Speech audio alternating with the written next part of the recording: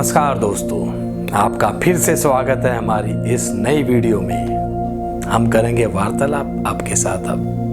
अब अक्षित वही बोलेगा, भैया वो 3 लाइन और किसी चीज़ में बोलते हो, तो भाई क्या बोलूं। ये 3 ही तो है स्टार्टिंग करने का तरीका। अभी मेरे को ऐसा लग रहा है जितने भी यूट्यूबर्स हैं जो मीम्स बनाते हैं ना, आप ये सारी लाइन पकड़ के सारी वीडियोस में से इसके ऊपर मीम बनाना शुरू। भाई साहब बनाओ, जिसको जो बनाना है बनाओ। कुछ लोग तो मेरे प्रोनाउंसिएशन पे बात उठा रहे हैं, कुछ लोग लैंग्वेज पे बात उठा रहे हैं। आप मेरी अभी तक 25-30 जितनी भी वीडियो आई हैं उसमें मैंने एक ही चीज़ बोली है, श्लोकों का उच्चारण गलत नहीं करना है, उनका भावार्थ गलत नहीं बताना है।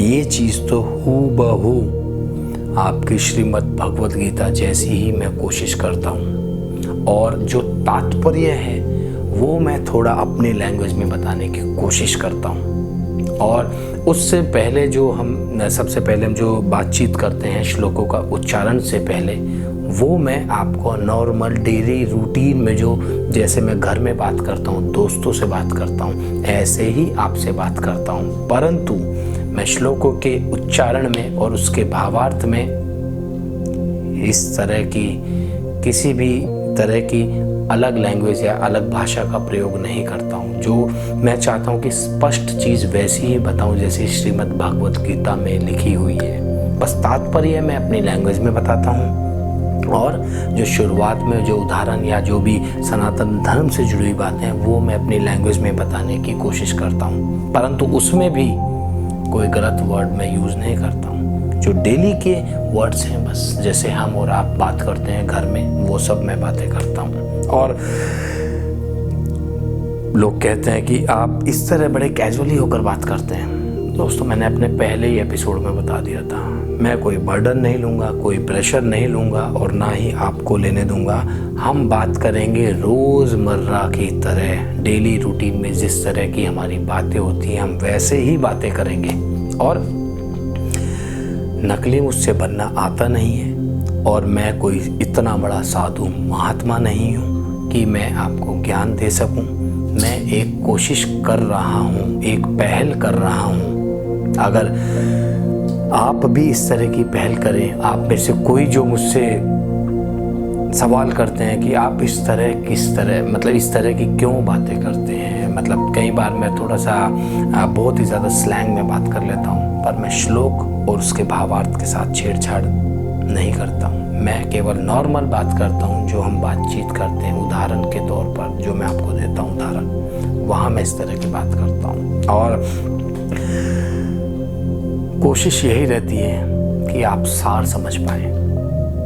देखो भाई, नकली बनने की आदत नहीं है। जैसा मैं पहले था वैसा ही मैं अब हूँ, और ऐसा ही मैं आगे भी रहूँगा।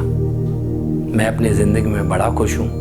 मुझे किसी को कुछ प्रूव करने की ज़रूरत नहीं है। ये मेरे सनातन धर्म की बात है, हमारे सनातन धर्म की बात है। तो यहाँ मैं खुद भी गलत नहीं बोलूँगा किसी चीज़ से रिलेटेड, ख़ास तौर से श्लोक, और ना ही मैं किसी और को बोलने की इजाज़त दूंगा कि आप गलत बोलें। हाँ, अगर आपको कोई चीज़ गलत लगती है कि मैं गलत उदाहरण दे रहा हूँ, वहाँ आप मुझे टोक सकते हैं, कमेंट सेक्शन में जाकर मुझे बता सकते हैं कि आप यहाँ गलत हो।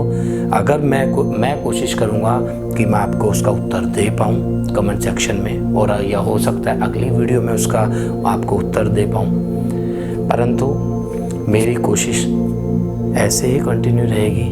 मैं हार नहीं मानूंगा। मैं अपने धर्म का प्रचार करता रहूँगा, भगवत गीता का प्रचार करता रहूँगा, आप सभी तक ऐसे ही पहुँचाता रहूँगा। और आप सभी के प्यार की वजह से मैं डेली वीडियो बनाता हूँ, और मुझे सच में बड़ा आनंद मिलता है। मेरे साथ एक मनुष्य और है जो कैमरे के पीछे रहता है, उसको मेरे से भी ज़्यादा आनंद मिलता है। मैं श्लोक डेली बोलता हूँ, परंतु वो कोशिश करता है कि भैया 10 मिनट और। तो ऐसे ही आप भी पुश करते रहिए, मुझे कमेंट सेक्शन में लिखते रहिए, चीज़ें कुछ जो आपके क्वेश्चन है सनातन धर्म से जुड़े, आप मुझसे पूछते रहिए, क्योंकि हो सकता है कई बार मैं भी क्वेश्चन नहीं ढूंढ पाता धर्म से जुड़े हुए। आप क्वेश्चन पुटअप करिए, हो सकता है मैं उसमें से जो मुझे ज़्यादा ही लगे कि मुझे भी नहीं मालूम, या हो सकता है बहुत लोगों को नहीं मालूम है, मैं क्वेश्चन चूज़ करा करूँगा और आपके सवालों के जवाब देने की कोशिश करूँगा हर एक वीडियो की शुरुआत में श्लोकों के उच्चारण से पहले। तो दोस्तों, बातचीत आज के लिए इतना ही, बढ़ेंगे अब श्लोकों के उच्चारण की ओर। तो बढ़ते हैं श्लोक नंबर 33 की ओर। सदृशम चेष्टते स्वस्वया प्रकृति अज्ञान वानपि प्रकृति यान्ति भूतानि निग्रह किम करिष्यति। इसका भावार्थ ये है, सभी प्राणी सभी प्रकार से प्रकृति को ही प्राप्त होते हैं। अर्थात जितने भी प्राणी हैं इस दुनिया में, मनुष्य हैं, वो सब प्रकृति के अधीन ही काम करते हैं। प्रकृति के गुणों के द्वारा ही सब कुछ चलता है, उनका स्वभाव उसी के परवश कर्म करता है। ज्ञानवान भी अपनी प्रकृति के अनुसार ही कार्य करता है, चेष्टा करता है। तो फिर इसमें किसी का भी हठ क्या करेगा? इसका तात्पर्य यह है कि जितने भी मनुष्य इस दुनिया में हैं, सब प्रकृति के जो नियम हैं उन्हीं के अनुसार कर्म करते हैं। तो जो ज्ञानवान मनुष्य है वो भी प्रकृति के अनुसार ही कर्म करता है, परंतु फिर भी इसमें किसी इंसान का हट क्या करेगा? कोई इंसान चाहे कि मैं ये चीज कर लूं, वो चीज कर लूं, अपने आप जबरदस्ती हट करके वो चीज करने की कोशिश करे, परंतु सब मनुष्य के जो कर्म है प्रकृति के गुणों के ऊपर ही डिपेंड है ना।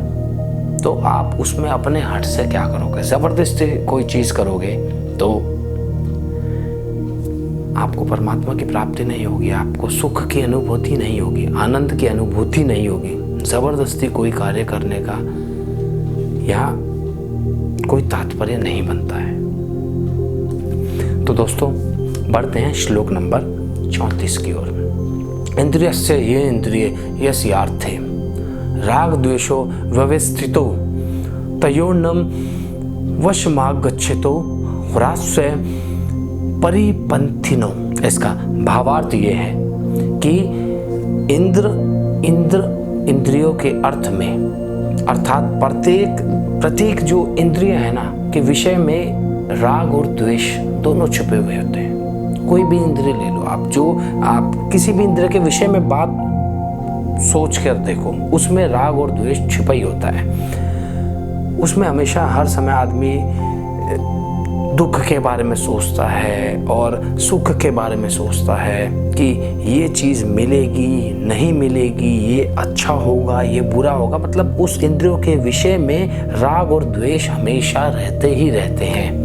मनुष्य को उन दोनों के वश में नहीं होना चाहिए, उन दोनों के वश में तो आना ही नहीं चाहिए, क्योंकि वो दोनों चीज़ राग और द्वेष कल्याणकारी जो मार्ग है ना परमात्मा तक पहुंचने का, उसके सबसे बड़े शत्रु हैं। तो किसी भी इंसान को इंद्रियों के वश में नहीं होना चाहिए। उसमें दो बड़ी चीज़ें हैं, राग और द्वेष। और आप समझ सकते हैं जहाँ राग और द्वेष होगा वहाँ आप कैसे परमात्मा की प्राप्ति कर लोगे, कैसे भगवान का अनुसरण कर पाओगे, हर समय राग और द्वेष रखोगे तो बढ़ते हैं दोस्तों श्लोक नंबर 35 की ओर। श्रेयान स्वधर्मो विगुणे परधर्मात् स्वनुनिष्ठात् स्वधर्मे निधनम श्रेय परधर्मो भयावह। इसका भावार्थ ये है कि अच्छी प्रकार से आचरण में लाए हुए दूसरों के धर्म से गुण रहित भी अपना धर्म अति उत्तम है। तात्पर्य यह है कि आप जो ड्यूटी परफॉर्म कर रहे हो, जो भी आप कर्म कर रहे हो, अपना वो किसी दूसरे की गुण रहित भी कोई दूसरा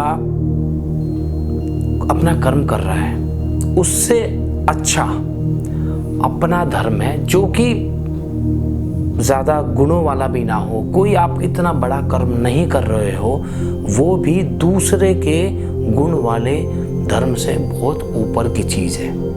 अपने धर्म में तो मरना भी कल्याणकारक है और दूसरे के धर्म तो भय देने वाला ही है। यहाँ धर्म से तात्पर्य क्या है कि उस समय तो एक ही धर्म था, सनातन धर्म, और कोई धर्म भी नहीं था। तो यहाँ धर्म से तात्पर्य है कि जो भी मनुष्य अपनी ड्यूटी परफॉर्म कर रहा है, कि जो भी कार्य कर रहा है, चाहे वो ज़्यादा गुणकारी हो या कम गुणकारी हो, तो अपना कार्य भले ही वो कम गुणों वाला हो, भले ही वो छोटा सा कार्य हो, वो बहुत अच्छा होता है। किसके मुकाबले? दूसरे मनुष्य के बहुत गुणकारी वाले कर्म के मुकाबले।